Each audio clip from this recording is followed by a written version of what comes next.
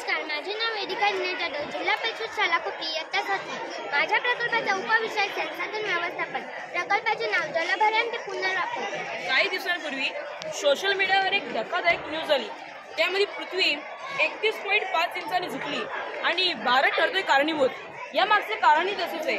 भारत आणि इतर देशांनी केलेला भूजल साठ्यांचा उपसा यावर उपाय म्हणून मी हा प्रकल्प तयार केलेला आहे। प्रकल्पाचा उद्देश पाणी म्हणजे जीवन हे आपण सर्वच जाणतो। पाणी म्हणजे जीवन याचे महत्त्व जाणून जलभरण ते पुनर्वापर अशा स्वरूपात व्यवस्थापन करणे। महत्त्व पाणी म्हणजे जीवन हे आपण सर्वच जाणतो।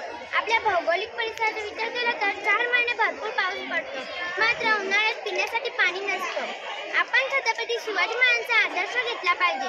रायगडाची उंची समुद्रसपाटीपासून 820 मीटर असताना 11 तलाव, 84 टाक्या, वर्षभर पाणी पुरवतात। आम्हाला मात्र आजपर्यंत जमलेलं नाही।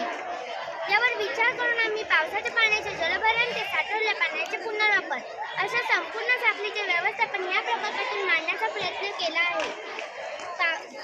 आम्ही परिसराचा विचार करून व तज्ञांच्या मार्गदर्शनाखाली परिसरात 3x5 चे सोसायटी तयार केलेले आहे।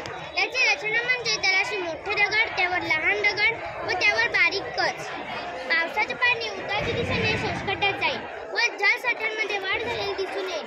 परिसरात असलेल्या बोरवेल व विहिरी यांमध्ये पाण्याची पातळी वाढेल व पाण्याचा पुनर्वापर करण्यासाठी मी तयार केलेल्या सोलार पंपाचा कोणत्याही विद्युत ऊर्जेचा वापर न करता पाण्याचा वापर करता येईल। पाण्याचा वापर पिण्यासाठी व सार्वजनिक स्थळी वापरण्यासाठी व तसेच बागकाम व छोट्या प्रमाणात शेतीसाठी करता येईल। तुम्हा सर्वांना प्रश्न पडला असेल की हा सोलार पंपच, तर त्यामागे कारणही तसेच आहे।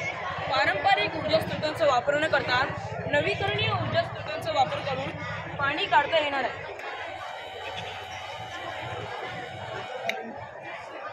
शिवाय वापरात आणलेले सामान सर्व टाकाऊ स्वरूपाचा आहे। त्यापासून टिकाऊ सोलार पंप तयार केला आहे। यासाठी खर्चही कमी आहे। या सौर पंपामध्ये सौर ऊर्जेचे रूपांतर विद्युत ऊर्जेत होईल व ही ऊर्जा बॅटरीमध्ये साठवली जाईल। यामध्ये कन्व्हर्टर लावलेले आहे जे सौर ऊर्जेचे रूपांतर विद्युत ऊर्जेत करेल।